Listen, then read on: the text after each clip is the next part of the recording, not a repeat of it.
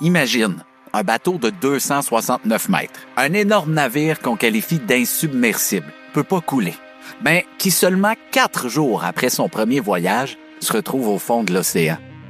Drôlement Brillant présente l'histoire tragique du Titanic en 5 étapes et 5 questions.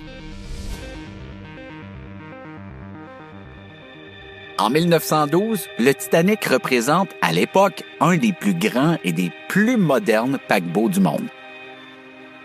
À bord, il y a plus de 2200 personnes. C'est l'équivalent d'une grande salle de spectacle remplie jusqu'à pleine capacité.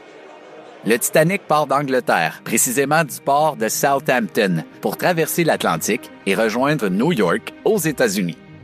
Le navire est divisé en compartiments étanches. L'idée est simple, si une partie prend l'eau, les autres doivent tenir. Mais cette nuit-là, ça ne se passe pas du tout comme prévu.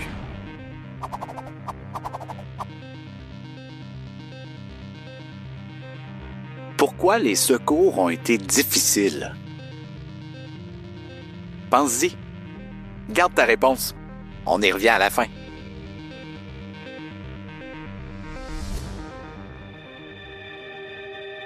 Seulement 4 jours après son départ, le Titanic avance dans l'Atlantique Nord. Tout va bien.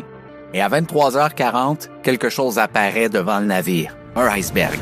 Le Titanic ne le percute pas de face. Plutôt, il le frôle sur le côté. La coque du bateau est endommagée à plusieurs endroits, donc l'eau commence à entrer lentement sans jamais s'arrêter. De quel pays le Titanic a-t-il amorcé son voyage? Au port de Southampton, en Angleterre. Bravo si tu avais retenu l'information. Très vite, une autre réalité apparaît pour les passagers. Le Titanic possède seulement 20 canots de sauvetage qui peuvent accueillir environ 1178 personnes. Mais rappelle-toi, il y a environ 2224 personnes à bord. On se rend compte rapidement qu'au niveau sécurité, le Titanic, c'est un échec total. Et au début, certains canots partent à moitié vides. Beaucoup pensent encore que le bateau ne va pas vraiment couler. Quelle était la capacité totale des canots de sauvetage?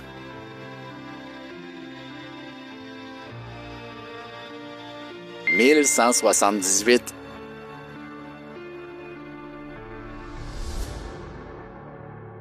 Pour les gens à bord, chaque minute compte. Le navire s'enfonce lentement et met environ 2 heures et 40 minutes à couler complètement. Pendant ce temps, des messages de détresse sont envoyés par radio. Un autre navire, du nom de Carpathia, répond à l'appel. Il arrive sur la zone vers 4 heures du matin. Environ 1 heure et 40 minutes après que le Titanic est complètement coulé. Pendant combien de temps le Titanic a-t-il coulé?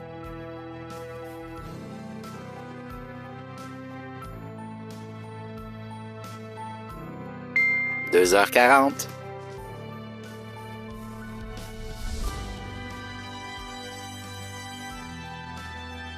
Les survivants sont récupérés. Environ 710 personnes ont survécu. Environ 1500 personnes ont donc perdu la vie.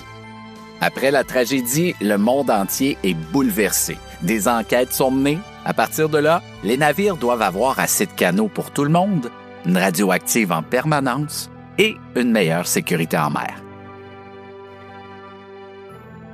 Le Titanic aura changé la navigation maritime pour toujours et tragiquement.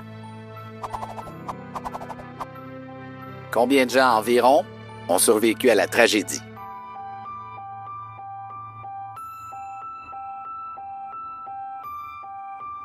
« 710.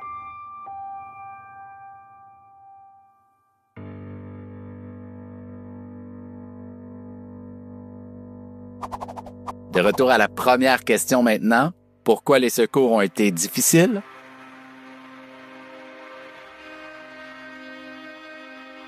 Malheureusement, le Titanic était trop loin, au beau milieu de nulle part, dans l'océan Atlantique Nord.